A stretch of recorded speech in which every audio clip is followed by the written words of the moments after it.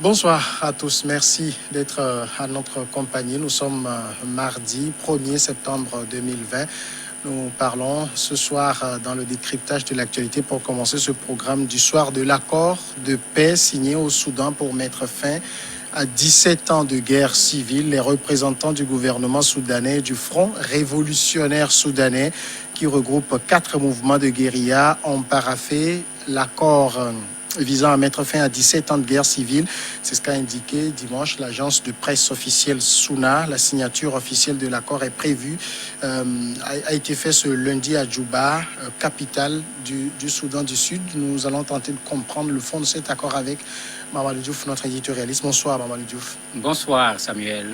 Au niveau du Soudan, on fait plus écho du conflit qu'il y a au Darfour. Et est-ce qu'au-delà de ça, il y a d'autres conflits d'abord dans le Soudan?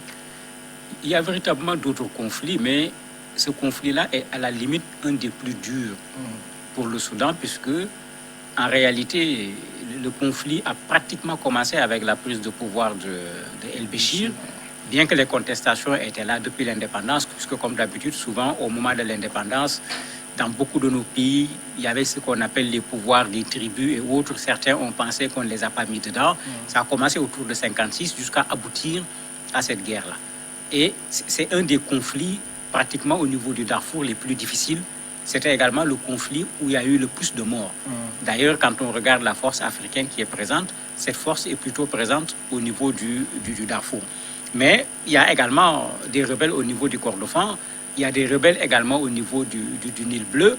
Il y a d'autres petits groupes de rebelles également qui sont présents, pratiquement une quinzaine de groupes rebelles. Heureusement, pratiquement plus d'une dizaine ont accepté de signer cet accord. Et surtout, le Front révolutionnaire soudanais qui regroupe les 4 mouvements rebelles qui étaient ceux qui posaient le plus de problèmes à l'État soudanais.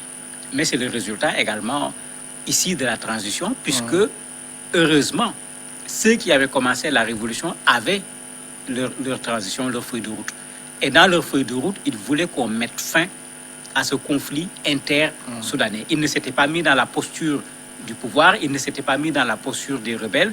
Ils avaient tout fait pour que les rebelles acceptent d'aller avec eux. Certains avaient accepté, d'autres avaient refusé, mais ils sont restés dans leur logique. Quand il fallait faire la feuille de route de la transition, ils ont dit, parmi les problèmes à régler, cette question d'affrontement intersoudanais. On ne peut pas développer le Soudan pendant que des Soudanais font la guerre à d'autres Soudanais. Alors finalement, cet accord qui est signé entre le gouvernement et les groupes rebelles, est-ce que c'est principalement pour faire taire le conflit du Darfour ou tous les conflits? L'objectif, c'était tous les conflits. Puisque l'Alliance pour la liberté qui avait mené les manifestations au Soudan avait été très claire. Pour eux, il fallait taire tous les conflits. Il fallait que tous les Soudanais se mettent ensemble pour enlever ce qu'ils considéraient comme étant la contradiction principale, c'est-à-dire le président El-Béchir, et qu'après que les Soudanais acceptent de s'asseoir. Mais quand les militaires sont rentrés dedans, certains de ces mouvements armés ont reculé par rapport à leur alliance, en se disant, mais attendez, vous actuellement, vous êtes à côté des militaires, alors que les militaires sont leurs adversaires sur le terrain, mais malgré tout, ils sont restés vraiment droits sur leurs bottes, pour dire aux militaires, pour dire à la transition, nous, on n'est pas rebelles, on n'est pas militaires, nous voulons un Soudan où les Soudanais vont pouvoir vivre en paix.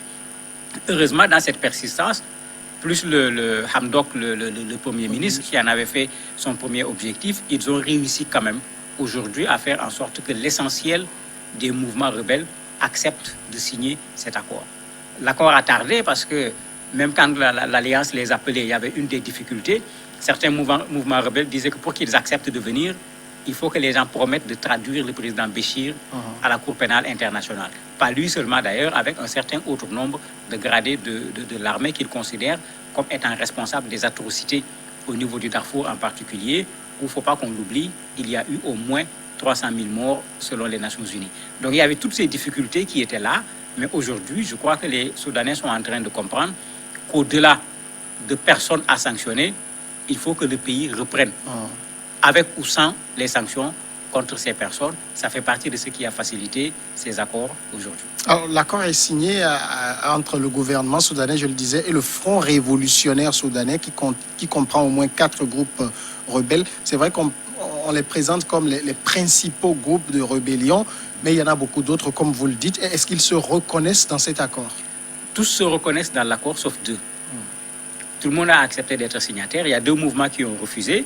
Le mouvement de la libération du Soudan et le mouvement populaire de libération du Sud. C'est les deux mouvements qui ont dit, eux, ils ne signent pas les accords. Mais il y a quand même une chose intéressante dedans. Ils n'ont montré aucune hostilité par rapport aux accords. Ils ont refusé de signer sans dire qu'ils vont continuer à prendre les armes, sans dire qu'ils vont continuer à affronter le pouvoir soudanais. Je crois que c'est là où c'est intéressant. Certainement, ils suivront. Un peu comme ce qui s'était passé avec la Centrafrique au départ. Il y avait juste un certain nombre de mouvements qui étaient d'accord avec même le principe des négociations. Mais quand ça a atteint un certain niveau, pratiquement tout le monde est venu rejoindre. Mais là-bas aussi, vous avez encore quelques groupes rebelles qui sont restés à côté, qui n'ont pas suivi. Mais c'est comme ça, quand on veut régler ces problèmes de rébellion, à un certain moment, vous avez des gens qui sont des chefs de guerre, qui gèrent des espaces, qui ont des privilèges et qui savent qu'en dehors de cette guerre, ils ne représentent absolument rien. Souvent même, c'est ça qui rend les négociations difficiles. Ici, il avait été prévu 3 mois. La négociation a finalement duré pratiquement 10 mois. Parce que sur les questions sécuritaires, ils tenaient à ce que leurs milices rentrent dans l'armée. Alors qu'on ne peut pas rentrer dans l'armée n'importe comment, n'importe qui ne peut pas rentrer dans l'armée. Une autre difficulté qu'on rencontre souvent, les chefs, on veut les faire rentrer dans l'armée avec des grades. Et souvent, c'est très compliqué quand on veut faire ce genre de choses-là.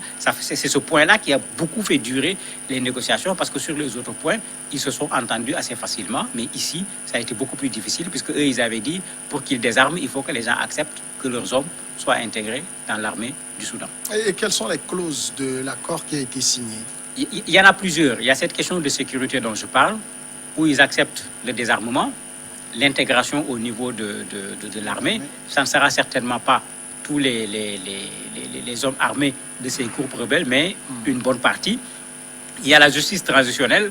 Ça fait partie également de ce qui avait fait traîner la négociation, puisque comme j'ai dit, eux, ils voulaient qu'on aille à la CPI pour juger ceux qui ont fait des crimes. Et curieusement, celui qui a signé même au nom du gouvernement du Soudan, c'est lui le chef des Janjaouites. Alors que au niveau du Soudan du Sud, c'est les Janjaouites qui ont fait le maximum d'atrocités par rapport aux populations. Ben, le fait qu'ils l'acceptent montre déjà qu'on va vers cette justice transitionnelle au lieu d'aller tout régler au niveau du tribunal. Ils vont se comprendre pour voir comment faire. L'autre élément, c'est le développement du secteur pastoral au niveau de la zone. Parce que c'est une zone où il y a de l'élevage. Ils vont tout faire pour que cet élevage-là soit développé. Il y a le partage du pouvoir. Comme d'habitude, quand une rébellion s'arrête, on a vu en Centrafrique que les gens ont réclamé des postes ministériels. Bon, finalement, il y en a à qui on a juste donné le titre de ministre. Il n'y a rien dans le portefeuille ministériel. Ça sera certainement le cas ici. Il y a la question de la propriété foncière qui a été un gros problème là-bas parce que quand les conflits commençaient, les gens considéraient que le Soudan ne s'occupait pas de cette partie du pays, mais il se trouve que dans cette partie du pays, du pétrole a été découvert par la suite. Donc, les propriétaires de ces zones-là veulent également qu'on leur donne leur part dans le pétrole et ils en parlent également en parlant de partage de richesses au niveau des accords pour que les richesses sorties de la zone profitent aussi aux populations de la zone au lieu que tout ne soit envoyé vers Khartoum. Il y a la question des réfugiés. Il y a 2,5 millions de personnes qui ont été déplacées. Il faut que ces populations puissent revenir.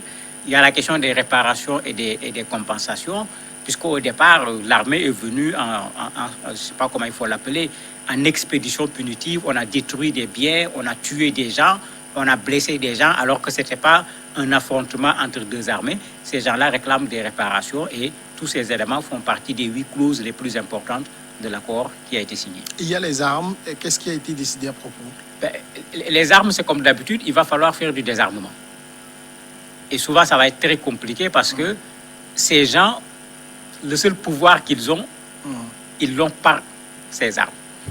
Dans tous les pays où ça a été essayé, ça a été extrêmement difficile parce que si ces gens donnent leurs armes tout de suite, ça veut dire qu'ils ne représentent plus une menace par rapport à l'État. Et c'est pourquoi je disais que la question sécuritaire va faire partie des questions les plus difficiles. Ils ne vont pas intégrer l'armée avec leurs armes en étant un groupe dedans, non.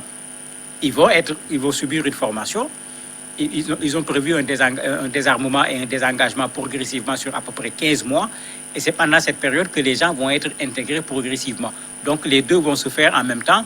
On désarme, on forme, on intègre, on désarme, on forme, on intègre, jusqu'à ce qu'on puisse finir avec le nombre de personnes qui vont pouvoir intégrer l'armée soudanaise. Alors, tous ceux qui ont signé l'accord aujourd'hui, est-ce qu'on peut dire clairement que la CPI n'aura plus le droit de réclamer quiconque parmi surtout les meneurs? Mais c'est clair, quand on parle de justice transitionnelle, ça veut dire que si la CPI demande le chef des Janjaouides, on ne risque pas de donner le chef des Janjaouides, d'autant plus que c'est lui qui a signé au nom du Conseil souverain, puisqu'on n'est plus dans un comité militaire de transition, c'est le Conseil souverain qui comprend les militaires et les civils qui avaient commencé la contestation au Soudan. Quand on dit justice transitionnelle, ça veut dire que même au Soudan, on ne risque pas d'envoyer quelqu'un au tribunal. On va voir comment régler le problème avec les réparations dont je parlais, ou bien peut-être prendre la méthode du Togo avec une commission de justice, réconciliation, paix. Bon, chacun a sa formule à la matière, mais on ne va plus vers le tribunal à l'échelle nationale, encore moins à l'échelle internationale. Certainement, la CPI va continuer à réclamer, mais le Soudan ne va pas accepter de le leur envoyer. Au niveau du gouvernement, est-ce qu'il faut s'attendre dans les prochains jours à des changements? Peut-être pas de grands changements, parce qu'il ne faut pas qu'on oublie, on est dans la transition. Et on a eu beaucoup de mal d'ailleurs à mettre en place ce qui est là actuellement comme attelage pour la transition au niveau du Conseil souverain. Certainement, il y aura peut-être un remaniement pour qu'au moins certains parmi eux rentrent dans le gouvernement comme signe de bonne volonté et pour matérialiser un peu ce qui a été signé comme accord de paix. Mais en vérité, il faut que ces groupes se préparent à aller vers des élections après les transitions, s'ils veulent véritablement participer au pouvoir. Parce qu'actuellement, ce qui est là, c'est un pouvoir de transition en tant que tel. Ce n'est pas encore véritablement le pouvoir. S'ils n'ont pas cette ambition politique, ils se trompent, parce que s'ils rentrent dans la transition, le jour où la transition sera terminée, leur pouvoir également sera terminé.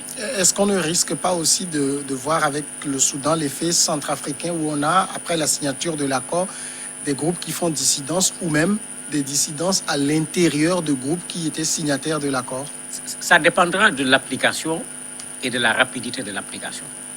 En Centrafrique, par exemple, le désarmement dont on parle était prévu. Mais il n'y a eu aucun désarmement jusqu'à aujourd'hui.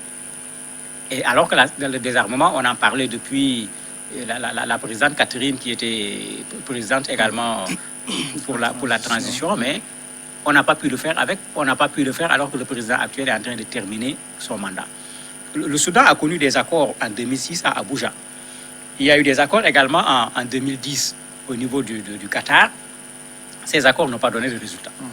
Espérons que cette fois-ci, ça va être les bons accords, puisque à l'époque, c'était le pouvoir en place contre lequel ils se battaient. Ils ont négocié avec le pouvoir. Ici, il y a quand même une nuance. Ils n'ont pas négocié avec le pouvoir, même si dans le Conseil souverain, il y a des militaires qui étaient dans le pouvoir. Donc, il y a quand même une nuance qui est là. Et espérons que cette nuance va permettre à ceux qui sont au pouvoir actuellement pour la transition de comprendre l'intérêt de mettre fin à une guerre qui a duré 17 ans. C'est quand même trop. Et aux rebelles également de savoir qu'ils n'ont jamais été capables par les armes de régler ce problème. Il faut trouver une autre solution, et c'est la voie de la négociation. Mamadou Diouf, merci d'avoir répondu à nos questions. C'est moi qui vous remercie. Voilà, nous passons maintenant à la pause, et après on va recevoir l'invité de ce mardi.